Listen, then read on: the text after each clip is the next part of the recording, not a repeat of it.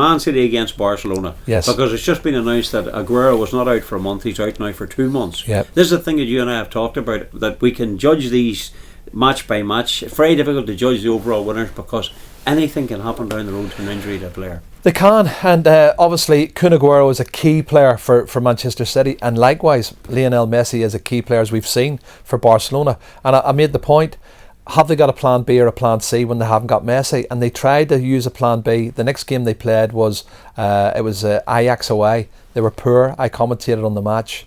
Didn't play well. Deservedly lost to Ajax. The following game was, and I tipped them as well on Sky Sports, I tipped them to lose to Bilbao, and they lost to Bilbao by 1 goal. Muniain scored the only goal, and he should have scored another one earlier than that. They had a couple of chances.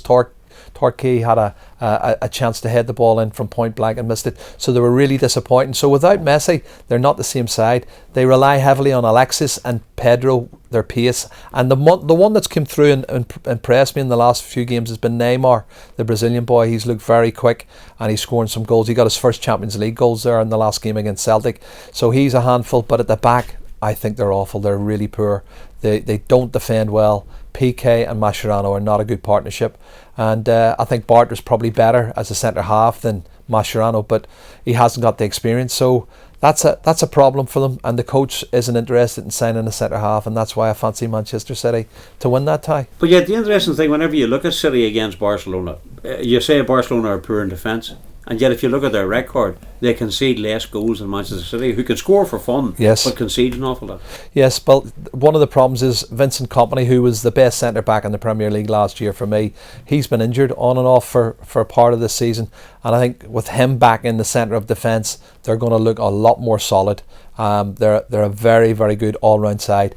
Yaya Toure, back to his old club.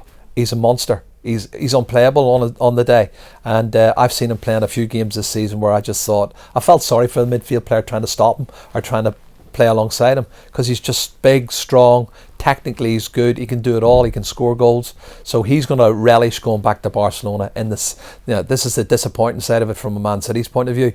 The second leg is away to Barcelona. See, I think that's key. It could be key. That's why I'm still going with Barcelona. It's interesting that in the space of a few short weeks or a couple of months, Barcelona now, people are going, oh, I tip City, I tip City, I tip City. Mm-hmm. Suddenly they've gone from a team that nobody could beat to now suddenly Man City, who is this a Manchester City side who lost to Cardiff?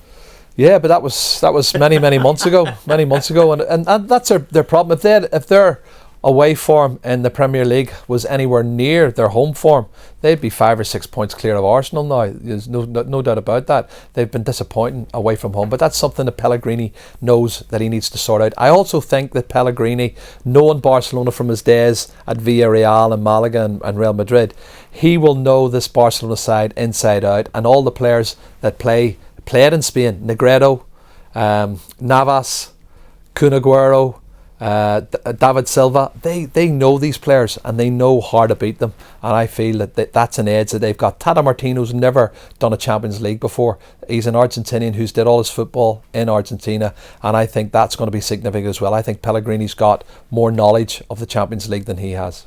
It's going to be some game there. It's going to be a great game. That's the pick of the bunch, I think. That's the big one. It's a game really. Yeah. It doesn't even if you're not even interested in sport, it's a great game to be looking for. Well, I'm waiting by the time the hype comes around, it's going to be incredible. I'm waiting on my producer to phone me to tell me which of these games I'm going to be commentating and you're on. Praying on this I'm one? praying it's that one. Well, you should, because you know them back. It's interesting now that Manchester City, their odds just for the home match, City are 13-8 currently with McLean's, and Barcelona are 6-4. Is that about right?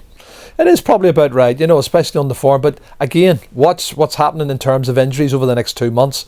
That is so important. We've discussed it. I've told you it before, Logie, honestly. Injuries to players, if they haven't got a strong squad and they're missing key players like a Messi or an Aguero, it can have a massive effect on it. I think he's a great player.